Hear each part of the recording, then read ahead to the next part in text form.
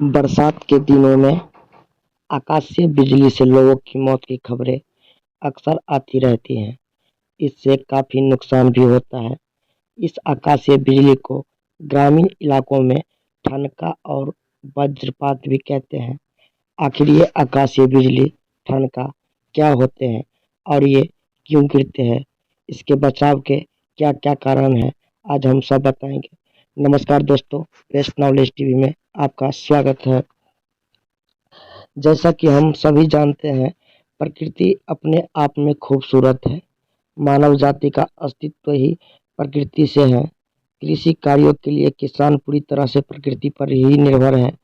वर्तमान समय में भी अन्न के उत्पादन में प्रकृति का बहुत बड़ा योगदान है, लेकिन उसका ये योगदान आम जनजीवन के लिए कभी-कभी अभिशाप बन जाता है। इसी कड़ी में आकाशीय बिजली, ठनका भी एक प्रकृति आपदा है।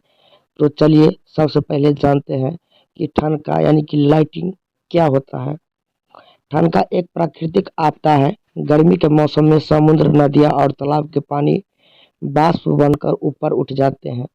प्रत्येक 165 मीटर की ऊंचाई पर जाते ही इनके तापमान में 10 डिग्री सेल्सियस का भारी गिरावट होता है।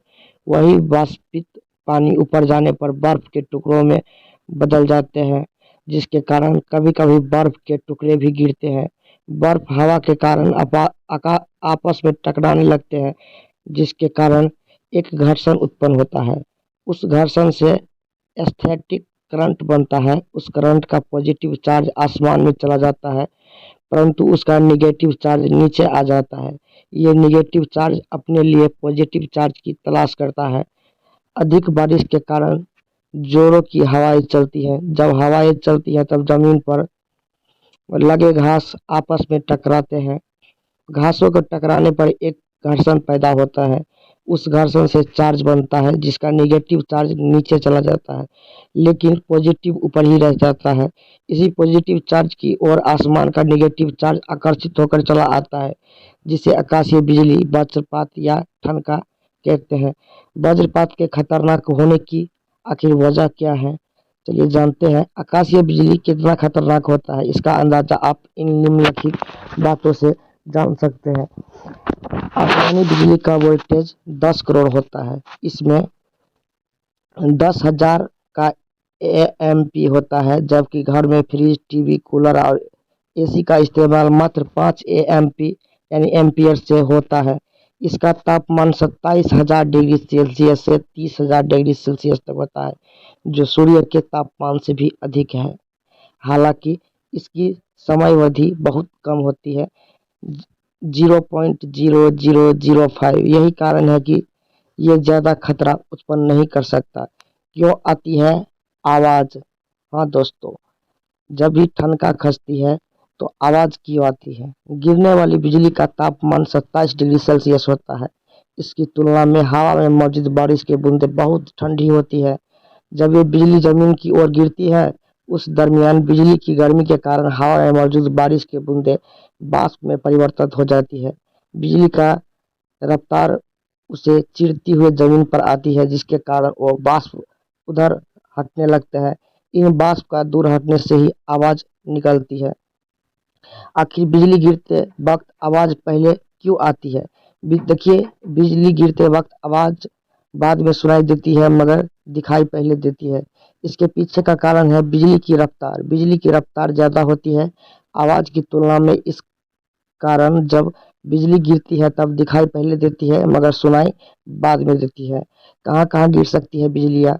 देखिए, पेड़ पौधों के पास, खास करके जिन पौधों से तरल पदार्थ निकलती है, इससे आपको वहाँ पर बिजली खसने का ज़्यादा चांस रहता है। नंबर 2 पर मोबाइल के पास, नंबर 3 में है मोबाइल टावर के पास, और नंबर 4 लोहे की खिड़की के पास, 5 तालाब, समुद्र, नहर या नदी में, छतरी पर। हाँ जी दोस्तों, आप लोगों के घर पे होगा जिसका छतरी, एंटी टावर छतरी। समूह में खड़े लोगों पर, जी, जैसे आप लोग 10 लोगों में खड़े होंगे तो उस समय में आप पर बिजली खस सकता है। ऊंची इमारतों पे, आप लोगों के घर या शहर में जो देखते होंगे बड़े बड़े बिल्डिंग, उस पर बिजली खस सकता है। और इससे बचने का उपाय क्या है? रास्ते में आप कहीं जा रहे हैं और अचानक जोरों की बारिश होने लगी, ऐसी परिस्थिति में अगर आपके पास कोई पेड़ पौधा हो तो भूल कर भी वहां न जाए। अक्सर हम खुद को बचाने के लिए पेड़ के नीचे खड़े हो जाते हैं, लेकिन हमें ऐसा नहीं करना चाहिए।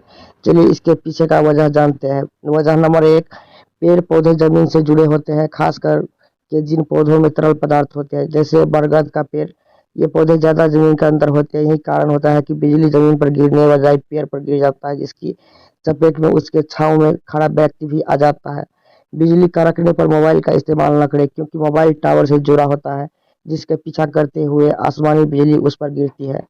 खाली मैदान में भी बिजली का काफी तेजी से गिरती है, इसलिए जब आप खाली मैदान में हो, अगर बिजली कड़के तो भागने के बजाय सिर नीचे करके बैठ जाए।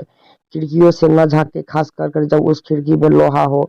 ऊंची इमारत वाले क्षेत्रों में आश्रय न ले। अगर आप समूह में जा रहे हैं तो अलग अलग बैठ जाइए, एकत्रित होकर न रहें। बारिश के मौसम में खुले छत वाले वाहन का प्रयोग न करें।